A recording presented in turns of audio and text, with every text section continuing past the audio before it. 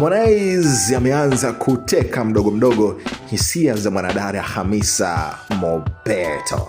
Majira jana kulikuwa na show kubwa ikifanyika hapa jijini Dar es Salaam katika ukumbi wa 1255. Sasa Harmonize alikuwa akiperform pale ambapo aliweza kuperform full album yake nzima akimba ngoma mbalimbali kwenye stage. Sasa surprise ilikuwa ni kwa mwanadada Hamisa Mobeto, na yeye aliweza kualikwa.